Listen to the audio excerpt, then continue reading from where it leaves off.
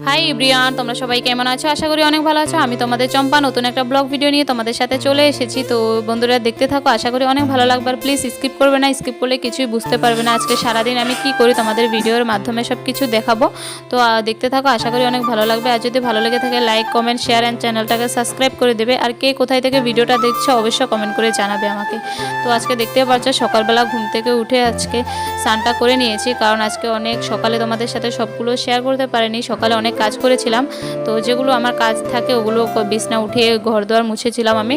তো তারপরে স্নান করে এখানে এসে পড়েছিলাম। তো এখন দেখতে পাচ্ছ এখানে আমার মুখ এখনও মানে জলে ভিজা রয়েছে, আমি মুখটা মুছে নিই। তো এখন দেখতে পাচ্ছ এসে এখানে বসে মুখটা মুছে নিচ্ছি। এখন একটু সাজুগুজু করবো, তো তারপরে ঠাকুর পুজো দিতে হবে।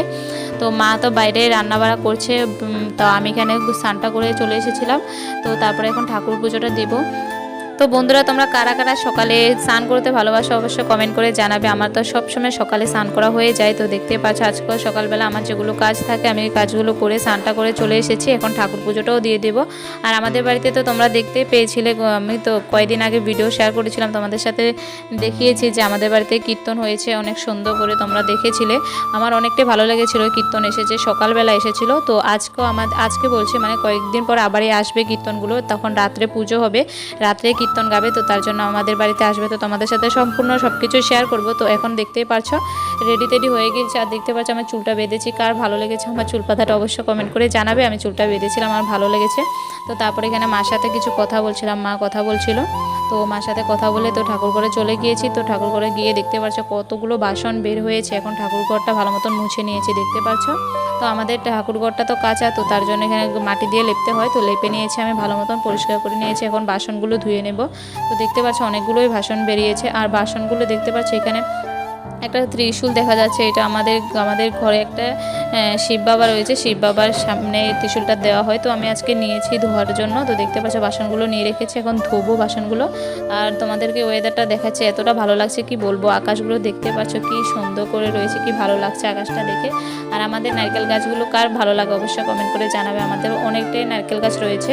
তো এটা আমাদের রাস্তার সামনে দুটো নারকেল গাছ রয়েছে, তো তোমাদের সাথে শেয়ার করেছিলাম। তো এখানে দেখতে পাচ্ছ কিছু কথা বলছিলাম, আমি এখানে রান্নাঘরে গিয়েছিলাম কিছু আনার জন্য।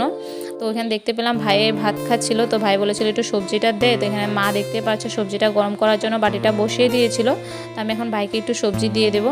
তো তারপর আমি এখনও কিন্তু ঠাকুর পুজোটা দিইনি, বাসনটা ধুতে গিয়েছিলাম। তো কিছু জিনিসের জন্য আমি রান্নাঘরে গিয়েছি, তো দেখতে পেলাম। তো তোমাদের সাথে একটু শেয়ার করে দেখাচ্ছিলাম যে কি বানিয়েছে মা। তো এখানে দেখতে পাচ্ছ এটা কাঁচা কলার থোর হয়, যে ওই থোর বগলি কয়, ওটাকে বানিয়েছে, ভাজি করেছে। আর এখানে ডাল বানাচ্ছে, পেঁপে দিয়ে ডাল বানিয়েছে। কি সুন্দর হয়েছে কালারটা, দেখতে পাচ্ছ অনেকটা ভালো লাগছে, খেতেও অনেকটা টেস্টি হয়েছিল। তো দেখতে পাচ্ছ ডাল বানিয়েছে আর ভাত। তো এগুলো তো তোমাদের সাথে শেয়ার করেছিলাম। এখন বাসনগুলো মাজতে হবে, কারণ আমি এখনও কিছু করিনি ঠাকুর ঘরের পুজোটা। তো তোমরা দেখতে পাচ্ছ বন্ধুরা, রাস্তাতে একজন মানুষের যে মা যাচ্ছে তাদের বাড়িতে জল আনার জন্য, কারণ আমাদের পাশের বাড়ি জেরিটার বাড়ি থেকে জল আনছিল মা গিয়ে, কারণ আমাদের এখানে সাপ্লাই জলগুলো এখনও ভালো আসছিল না, তো তার জন্য। তো আর দেখতে পাচ্ছ আকাশটা এতটা ভালো লেগেছে কি বলবো তোমাদেরকে। তো জল এখানে আসছিল, তো আমিও কিছু জল নিয়ে ঠাকুরের বাসনগুলো ধোয়ার জন্য এখানে এসেছিলাম। তো দেখতে পাচ্ছ এখানে সবাই জল নিচ্ছে। তো এখানে তোমাদের সাথে একটা জিনিস শেয়ার করছিলাম তার তো বন্ধুরা দেখতে পাচ্ছ এখানে শ্মশান দেখা গিয়েছিল। আমাদের বাড়ির পাশে তো শ্মশান আছে, তোমাদের আগের ভিডিওগুলোতে বলেছিলাম। তো দেখতে পাচ্ছ, তো আমি বাসনগুলো তারপর ধুয়ে নিয়ে এসেছি, দেখতে পারলে। তো বাসনগুলো ধোয়ার পরে এখন ফুল, তুলসী পাতা এগুলো সব তুলতে হবে, তো তুলে নেব এগুলো। দেখতে পাচ্ছ বাসনগুলো দেখাচ্ছিলাম তোমাদেরকে। তো এখানে দেখাচ্ছি তোমাদেরকে তুলসী পাতা, ফুল এসব তোলা হয়ে গিয়েছে। আর কি বলবো তোমাদেরকে বন্ধুরা, আমাদের কাছে এখন একটা ফুল যে পাবো কিছুই নেই, সব ফুল।